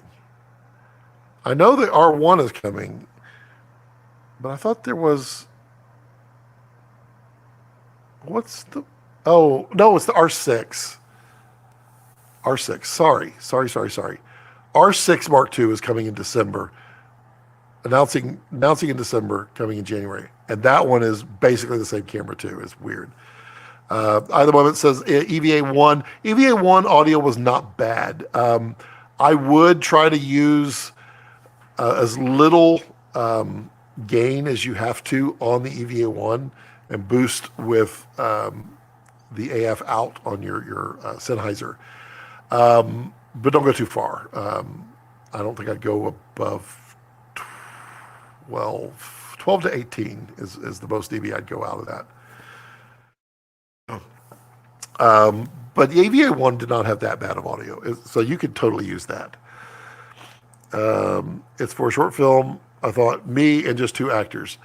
Yeah, you could totally do it. I mean, you need some kind of scratch audio would be good. I mean, if you're not going to slate or anything like that, make sure you have scratch audio, and at least get a clap in there, and then just line up the audio, and then just strip the audio out. I mean, I've done that many times. I could tell you how many times, but I have several muted tracks down below.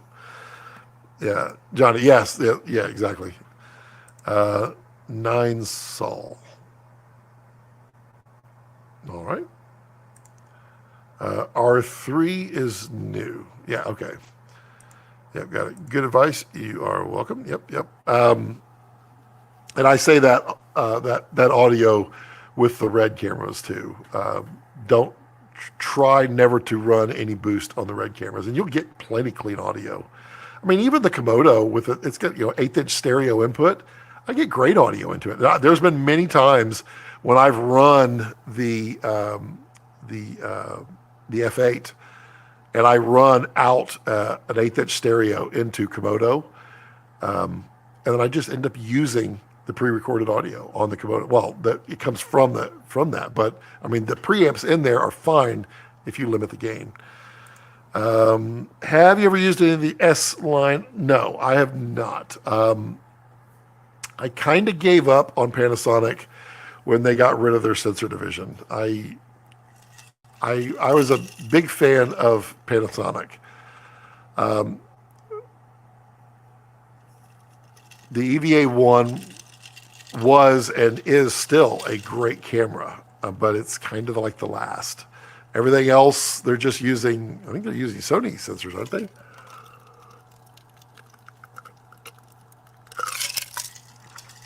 I don't know whose sensors they're using, but they don't have their sensor, because I was really interested in their organic sensor technology. They had some really cool stuff going on there. Ollie, I have. Now, this is the first drink, and will probably be the last one of the stream because it's going slow, but it does have adult stuff in it. So, yeah, I'm not going to guzzle. I typically guzzle, but I have drank. I have consumed beverage today. Yeah, the Vericam and EVA-1 are Panasonics, but don't know that. Well, the mirrorless were Panasonics. So the GH5 was Panasonic, but the GH5S was a Sony.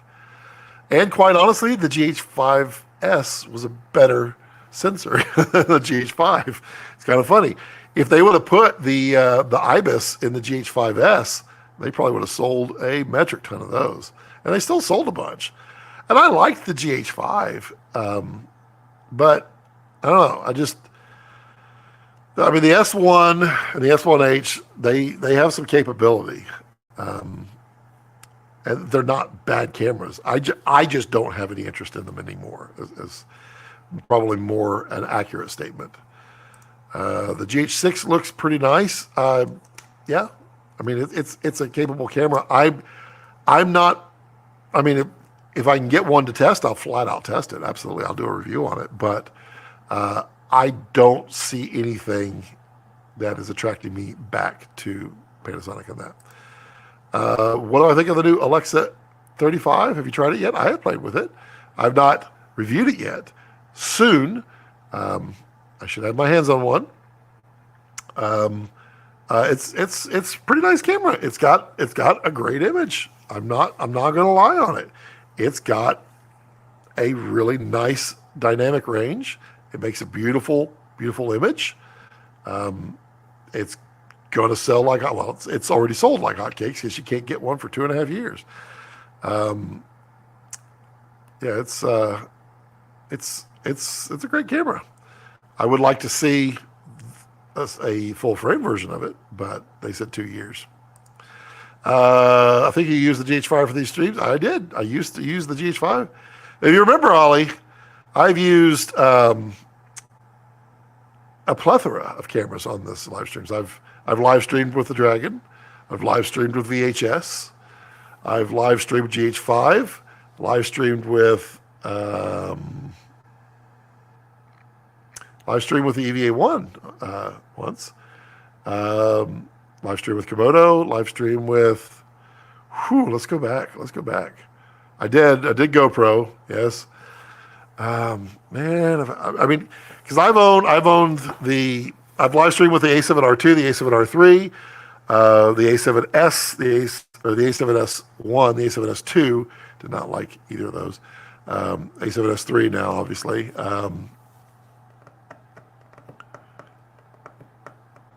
I did a live stream. Did not do a live stream. I thought I did with the V-Raptor. I did not. I had the V-Raptor in the live stream. Let's see, what else? I did GoPro. Oh, I live streamed with the Sony ZV-1. I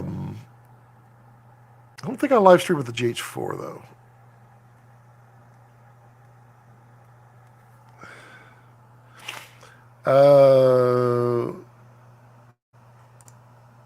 Sorry, just playing with the camera now. It's got 3 input options. -40, -50, -60. So should I set to -60 and gain up only on the GH or the G4? The EVA1? What? Hold on. Oh, I got to type in the right brand.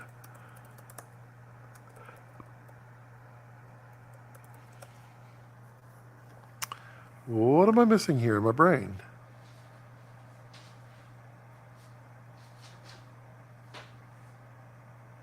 So that's right. The EVA1 has dials on the side.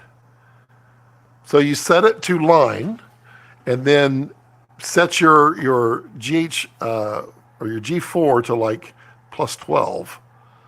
Are you? Which one are you talking about? Actually, yeah. Which one has the -40, -50, -60? I didn't know that you have to wait 2 years now to get. Yeah, it's 2.5 years. But the next 2 years, I probably can't afford it either, if I'm honest with myself. So I'm not too bad. Yeah, I mean, rent an RE. There's no reason to own an RE unless you can put it to work. I looked at the mic levels, not the line. No problem. Yeah, because I was like, I know for a fact I was shooting with audio on that and not having any problems at all. Yeah, it's got a pretty reasonable audio interface on the EVA1. It's not premier, but it's not bad either. I mean, it's a hell of a lot better than like a Sony A7S3. And it's kind of like the FX3 versus the FX6. The FX3 has the smaller audio interface with not a great preamp section. It's an okay preamp section. It's usable, but the FX6 has a much better preamp section.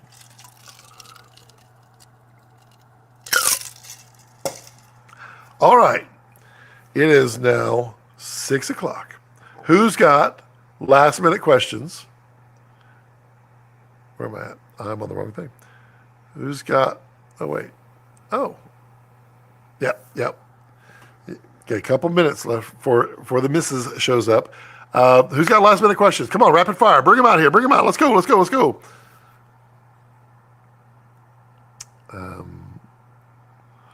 got them? Come on now. I know there's a delay. How many people? You know what's weird? These live streams back before, we would get people on Facebook and YouTube, and I rarely ever get anybody on Facebook on these. It's really weird now, which is fine, because I would much rather people watch it on YouTube, because at least I earn a penny on YouTube. I don't earn a penny on Facebook. All right, come on. There's many of you out there. Throw your questions out here. What? 6 in the evening? Sober with the time to... Yes, it is 6 o'clock. 6:09 to be exact. Let's see what the deity says. It is... time differences are fun. When is the next guest? So I have a guest. Doo-doo-doo-doo. November. Let me hold on. Let me get it. Let me get it. Bum, bum, bum, bum. He is November 18th. So we're penciled in for the 18th. He's good on that date, and I'm good on that date. And I could just say who it is. Don't count on the 18th until you see the live stream. But it's Michael Sue. If you don't know who he is a machine. The dude shoots so many films. He's in like the B and C horror genre. He's all over the place, but I mean, the dude is shooting so many freaking features. He's a machine. But look him up, Michael Sue, SU. And yeah, I mean, I've watched him over the years. He's just always shooting and always producing really nice images. And he's a machine. So I think he'll be a lot of fun as a guest. And since he shoots so much, I think he'd be pretty versatile. When is the 110? Also, Ollie, we'll be doing a live on location, and I don't know what date yet, but it'll be at a virtual production studio here in Austin, and it will be with an LED wall, with a robot. It'll be a lot. We're going to have a blast. I says, white balancing on a gray card. You can do both a white balance and check the exposure with a gray card. I mean, yes, you could check the exposure with a gray. The gray card is supposed to mimic skin.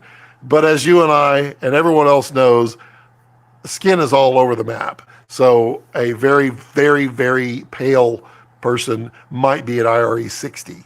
You might have to keep them that high. But very, very dark complexion person or dark skin person might be at IRE 30. I mean, so middle gray, kind of in between. I typically try to keep people between 40 and 50, and then the extremes, then you have to adjust. But that's your best shot, is expose on skin. But yeah, you can do your white balance. But the best way to do white balance is control your white balance. Control all lights. Bring your lights. Use lights that you know what their white balance is. And do that. That is your best way, because otherwise you need a color meter, because that's the only real way to do it. But you can do an auto white balance, but it's not perfect. Nice. And my girlfriend is in Australia right now, getting up because there's 10 in the morning and my brain is melting. It's a world affair. We're having worldwide discussions everywhere. That's it. I really enjoyed the stream so far. Probably try to come around more regularly. Yeah, Josh, we do it. We try to do it every Friday, and we try to have guests on. And by we, it's me and my dog down there. And I mean, feel free, come by, ask questions all you want. I mean, that's what we're here for. We're here to lay around and lounge like my dog, and to answer. And the community. This community is great. We have some extremely well-respected and well-knowledgeable people in this little group that loves to answer questions too. And, I don't have the answer to everything. Thank God. That'd be horrible, wouldn't it? I love learning, and I learn from everybody as much as I try to share as much as I know. So, yeah. So please do come back. King says, do it, Scott. Get the R5C. Yeah, I don't think so. I don't think it's going to happen. I think it'll be a next generation. What do you recommend for 8K while I wait a tad bit before getting the V-Raptor? I